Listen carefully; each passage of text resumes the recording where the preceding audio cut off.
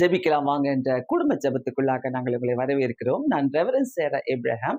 இந்த நாளிலே ஒரு நல்ல ஒரு தாட்ட சிந்தித்து செயல்பட போகிறோம்.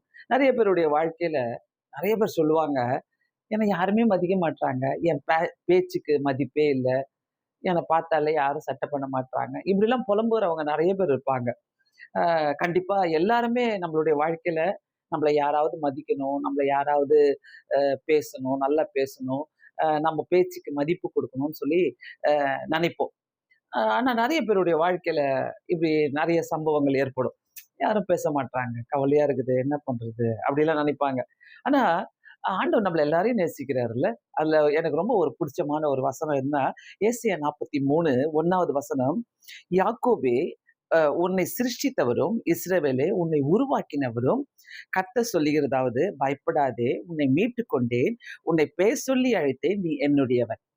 எவ்வளவு நல்ல வசனம் பாருங்களேன். கடைசி அவர் முடிக்கும்போது, உன்னை மீட்டுக் கொண்டேன், உன்னை பெயர் சொல்லி அழைத்தேன், நீ என்னுடையவன். ஸோ நம்ம ஃபர்ஸ்ட் ஆஃப் ஆல் நம்ம உணர வேண்டிய ஒரு காரியமே, நான் பிலாங்ஸ் டு காட். நான் கர்த்தருடையவள், கர்த்தருடையவன் அப்படின்ட்டு. ஸோ என்னை யாருமே என்னை மதிக்க மாட்றாங்கன்னா, சில பாயிண்ட்ஸ நான் உங்களோடு கூட ஷேர் பண்ணணும்னு விரும்புறேன். என்னை செல்ஃப் எஸ்டீம், அதாவது எனக்குள்ள நான் எப்படி இருக்கணும், நான் என்ன ஃபர்ஸ்ட் நான் மதிக்கணும். எனக்குள்ள நான் என்ன பண்ணணும்னாக்கா, நான் விசேஷித்தவள், நான் விசேஷித்தவன் சொல்லிக் கொள்ளணும். நம்மளே ஐ அம் ஸ்பெஷல், ஐ அம் ஸ்பெஷல் தட்டி கொடுத்துட்டு, நம்ம அப்படி தட்டி கொடுத்து நம்மளே நம்ம அப்ரிஷியேட் பண்ணணும். 2வது ஃபர்ஸ்ட் ஆஃப் ஆல் நானே என்ன நான் விரும்பணும். எனக்கு என் என் மூக்கு சரியில்ல, என் கண்ணு சரியில்ல, நான் குள்ளமா இருக்கிறேன், நான் கருப்பா இருக்கிறேன், நான் அசிங்கமா இருக்கிறேன், என்னை யார் பாப்பா? ஃபர்ஸ்ட் என்னையே நான் விரும்ப ஆரம்பிச்சேனாக்கா, கண்டிப்பா என்னை சிருஷ்டித்தவர் ஒருத்தர் இருக்கிறாரு. அதனால அவருக்கும் ரொம்ப பிடிக்கும். நானே என்னை விரும்பலைனாக்கா, ஸோ எனக்குள்ள ஒரு நெகட்டிவ் திங்கிங் நான் எனக்குள்ள வச்சிருக்கிறேனாக்கா, நான் மற்றவங்க என்னை என்னை அப்ரிஷியேட் பண்ணணும்னு சொல்லிட்டு நான் எப்படி யோசிக்க முடியும்?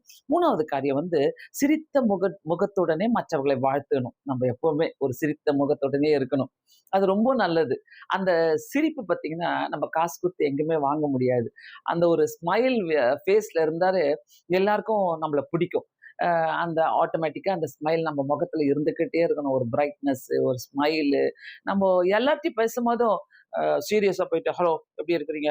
அப்படி கேட்கிறத விட, "ஹலோ எப்படி இருக்கிறீங்க? நல்லா இருக்கிறீங்களா?"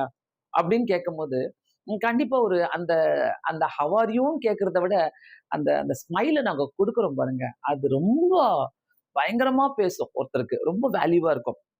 4வது காரியங்கள மற்றவங்களோட நம்மள கம்பேர் பண்ணவே கூடாது. ஒப்பிடவே கூடாது. அவங்க பாரு எப்படி இருக்கிறாங்க, இவங்க கர்த்தர் என்ன சிருஷ்டித்தவர், என்ன சூப்பரா வச்சுக்கிறார். என்ன நல்லா வச்சிருக்கிறார். என்ன அழகா வச்சிருக்கிறார். அந்த மாதிரி வார்த்தைகள் நமக்குள்ள நல்லா இருந்துகிட்டே இருக்கும். ஏதோ ஒரு அழகு எல்லாருக்குள்ளயும் இருக்குது. அத மட்டும் நம்ம தெரிஞ்சுக்கணும். ஏதோ ஒரு பியூட்டி. ஏதோ எல்லாருக்குள்ளயும் ஆண்டவர் ஒரு ஸ்பெஷல் ஒரு பியூட்டிய எல்லாருக்குள்ள வச்சிருக்கிறார். 5வது காரியம், மற்றவர்களுக்கான நல்ல காரியங்களை கண்டுபிடித்து நம்ம அவர்களை பாராட்ட வேண்டும். யார்ட்டனா நல்ல காரியத்த நம்ம பார்க்குறோம்னாக்கா, சப்போஸ் அவங்களுடைய ட்ரெஸ் நல்லா இருக்குது, அவங்க போட்டிருக்கிற சில காரியங்கள் நல்லா இருக்குது, அவங்க பேசுற பேச்சு நல்லா இருக்குன்னா, கண்டிப்பா அப்ரிஷியேட் பண்ணணும். அத பாராட்டணும். நமக்குள்ள ஒரு பாராட்டுகிற குணங்கள் இருந்தாலே, மற்றவங்க நம்மள பாராட்ட முடியும். இன்னும் 6வது காரியம் பார்த்தீங்கன்னாக்கா, உனக்குள்ளாகவே நீ நிறைவா பேசணும். நல்லா ஒரு மாரி ஃபுல்ஃபில்லிங்கா இருக்கணும் நம்ம பேசுறதே. ஒரு நெகட்டிவா என்னை பத்தியே நான் பேசாம ஒரு பாசிட்டிவ் திங்கிங்கோட நான் என்னை பத்தி நிறைவா பேசிக்கிட்டே இருக்கணும். அது ரொம்ப நல்ல ஒரு ஹெல்த்தி மைண்டை நமக்கு உருவாக்கி கொடுக்கும். 7வது காரியம், உன்னை குறித்து எதிர்மறையாக எண்ணாதே. நம்மள நம்மள குறித்து இது என்னால செய்ய முடியாது, நான் இப்படி இருக்கிறேன், அவங்க தான் நல்லா செய்ய முடியும், இவங்க நல்லா செய்ய முடியும் அப்படின்னு சொல்லாதீங்க. நம்மளாலையும் இந்த பெஸ்ட்டை செய்ய முடியும்.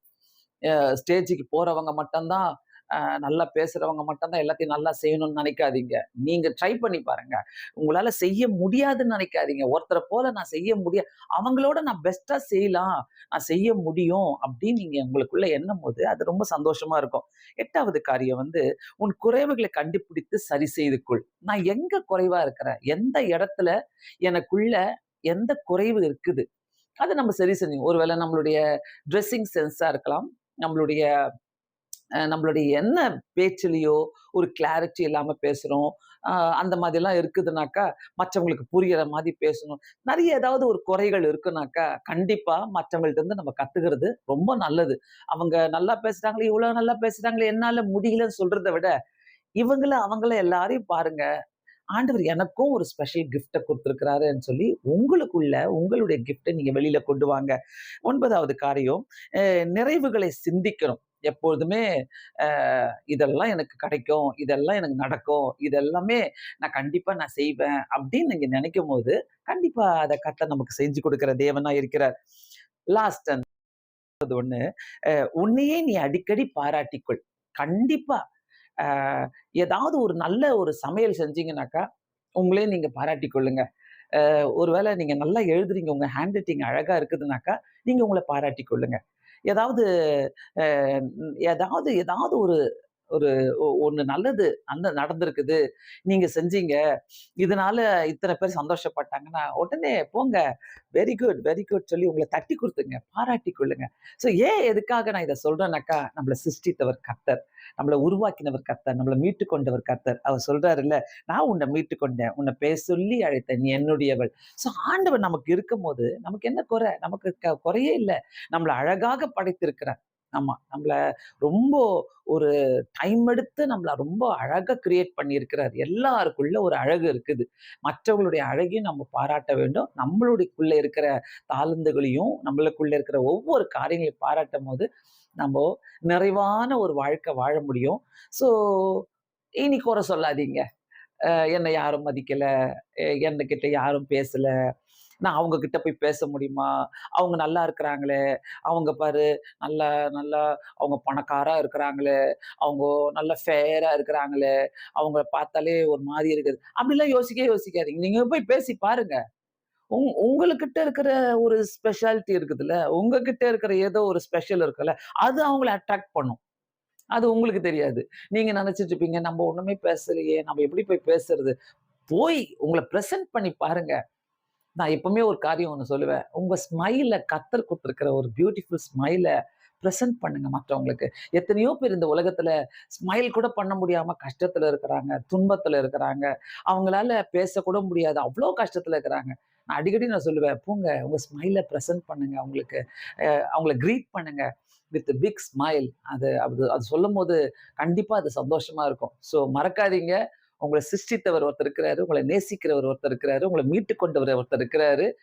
அவர் கடைசியா சொல்றது, "நீ என்னுடையவன். நீ என்னுடையவள்." ஸோ இது இருக்கும்போது, உலகத்துல எல்லாரும் என்ன மதிக்கணும். எல்லாரும் என்கிட்ட பேச மாட்டாங்க. அந்த கவலையே வேண்டாம். உ உங்க உங்க உங்க உங்கள நீங்க பார்த்துக்கங்க. உங்க மதிப்பு உங்கள தொரத்திக்கிட்டே வரும். பின்னாடியே வரும். அதுதான் பெஸ்ட். கண்களை மூடி ஜெபிக்கலாமா? பரலோக பிதாவே, உம்மை ஸ்தோத்திரிக்கிறோம் ஆண்டவரே. உம்மை துதிக்கிறோம் ஆண்டவரே. இந்த நேரத்துல யாரெல்லாம் தங்களுக்குள்ள ஒரு ஒரு செல்ஃப் எஸ்டீம் ஆண்டவரே, தங்களுக்குள்ள தன்னையே ஆண்டவரே நான் ஒண்ணும் இல்ல. என்னை யாரும் மதிக்க மாட்றாங்க. குறை சொல்லிக்கிட்டு, ஆண்டவரே நெகட்டிவா யோசித்துக்கிட்டு இருக்கிறாங்களோ, கர்த்தர் நீங்க இந்த நேரத்துல எங்கள கொண்டு போங்க இயேசு சுவாமி. நீங்க நேசிக்கிறீங்க. நீங்க எங்கள சிருஷ்டித்தவர் ஆண்டவரே. எங்கள அழகா நீர் உருவாக்கி வைத்திருக்கிறீர் இயேசு சுவாமி. ஆண்டவரே எங்களுக்குள்ள நெறைய அழகுகள குடுத்திருக்கிறீர் ஆண்டவரே. எங்களுக்குள்ள இருக்கிற ஆண்டவரே வரங்கள, எங்களுக்குள்ள இருக்கிற ஆண்டவரே ஆண்டவரே பேச்சு, எங்களுக்குள்ள இருக்கிற வார்த்தைகள், எங்களுக்குள்ள இருக்கிற இரக்க குணங்கள், ஆண்டவரே எங்களுக்குள்ள இருக்கிற சுவாமி அன்பு, எங்களுக்குள்ள இருக்கிற ஆண்டவரே ஒவ்வொரு காரியத்தையும் ஆண்டவரே நீர் குடுத்திருக்கிற ஒரு ஸ்மைல், ஆண்டவரே அந்த சிரிப்பு, மற்றவங்களுக்கு அத நாங்க கிஃப்ட்டா குடுக்க எங்களுக்கு உதவி செய்யுங்க. எங்க மேல நாங்க குறை சொல்லாதபடி காத்துக்கொள்ளுங்க. ஏன்னா, நீங்க எங்கள ரொம்ப அழகா படைத்திருக்கிறீங்கப்பா. அதற்காக நன்றி இயேசு சுவாமி. ஆண்டவரே, எங்களுக்குள்ள இருக்கிற எல்லா குறைகளையும் எடுத்து போடுங்க. என்னென்ன ஆண்டவரே நாங்க நெகட்டிவா யோசித்தோமோ, அதெல்லாம் எடுத்து போடுங்க. நீர் பெரியவர் ஆண்டவரே. நீர் ஆண்டவரே உன்னதமான தேவன் ஆண்டவரே. அப்பா, உமக்கு நன்றிகளை செலுத்துகிறோம். தொடர்ந்து எங்கள வாழ்க்கையில எங்கள வழி நடத்துங்க. இயேசுவின் நாமத்தினாலே வேண்டிக் கொள்கிறேன் பிதாவே. ஆமென். God bless you all. கண்டிப்பா இந்த சிந்தனை உங்களுக்கு மிகவும் பிரயோஜனமாக இருக்கும் என்பதை நான் விசுவாசிக்கிறேன். இத மற்றவங்களுக்கும் நீங்க ஷேர் பண்ணுங்க. தயவுசெய்து இந்த சேனல நீங்க சப்ஸ்கிரைப் பண்ணாம இருக்கிறீங்கனாக்கா, ப்ளீஸ் சப்ஸ்கிரைப் திஸ் சேனல். உங்களுடைய பிரேயர் பாயிண்ட்ஸ் எங்களுக்கு நீங்க அனுப்ப விரும்பினால், என்னுடைய நம்பர் அந்த ஸ்க்ரீன்ல இருக்கும். நீங்க அந்த நம்பருக்கு எங்களுடைய பிரேயர் பாயிண்ட்ஸ நீங்க அனுப்புனீங்க. தினமும் நாங்கள் உங்களுக்காக ஜெபிக்கிறோம். God bless you all. Thank you so much. 10வது